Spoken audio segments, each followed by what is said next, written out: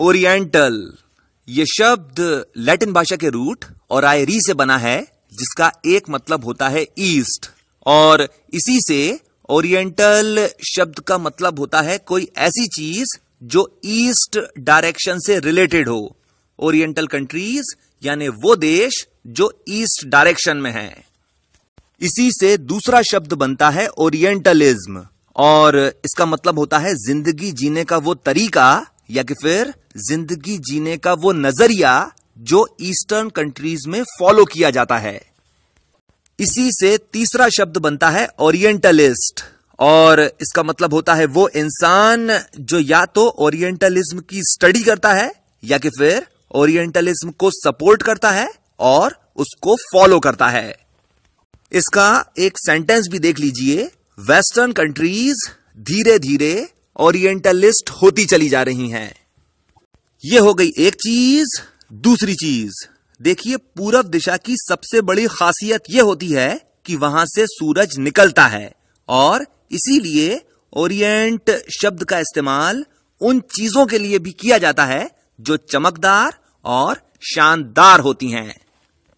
अब देखिए, पुराने समय में जब तक कंपास नहीं बना था, तब तक ट्रैवल करते समय डायरेक्शन देखने के लिए सूरज की तरफ देखा जाता था। सूरज, ईस्ट डायरेक्शन, और इसी से चौथा शब्द बनता है ओरिएंटेट, और इसका मतलब होता है किसी को डायरेक्शन देना या कि फिर किसी को गाइड करना। इस चीज को जरा सा एग्जाम्पल से समझ लीजिए। देखिए, जब भी आप किसी कंपनी को ज्वाइन करते हैं तो शुरुआत हमेशा ओरिएंटेशन प्रोग्राम से होती है, और इस ओरिएंटेशन प्रोग्राम में आपको कंपनी के रूल्स और रेगुलेशंस समझाई जाती हैं, और आपको यह भी बताया जाता है कि आपको किस चीज के लिए किस इंसान से कांटेक्ट करना है, और आपको उस कंपनी के सभी इंपॉर्टेंट लोगों के नंबर्स दिए जाते हैं। अब देखिए, ये जो शब्द है ओरिएंटेट, इसका मतलब होता है किसी को डायरेक्शन दिखाना या कि फिर किसी को गाइड करना, और इस शब्द का ऑपोजिट होता है डिसओरिएंटेट, जिसका मतलब होता है किसी को गलत डायरेक्शन दिखाना या कि फिर किसी को गुमराह करना।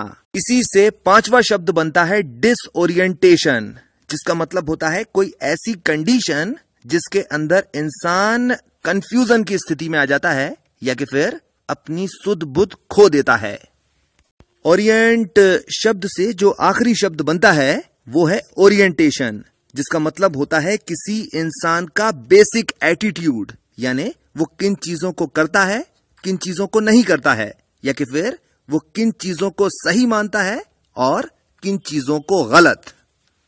इसका एक एग्जाम्पल भी देख लीजिए।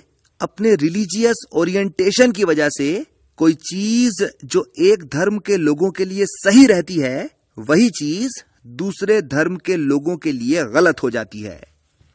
आखिरी चीज देखिए, जो शब्द आपको बताए जा रहे हैं ये सभी कॉम्पिटिटिव एग्जाम्स के पॉइंट ऑफ व्यू से बहुत ही ज्यादा जरूरी शब्द हैं, और इसीलिए इन सभी शब्दों की आपको एक नोटबुक मेंटेन करना चाहिए, और जब उस नोटबुक में आप इन शब्दों का मतलब लिखा करें तो आपको केवल इतना ध्यान रखना है कि आप शब्द का वो मतलब नहीं लिखेंगे जो मैं बता रहा हूं, आप शब्द का वो मतलब लिखेंगे जो आपको समझ में आया हो। अब अगर ये सभी शब्द आपको समझ में आ गए हैं तो इसी वक्त बिना ग्रामर की चिंता किए हुए इन पर एक एक सेंटेंस बना लीजिए।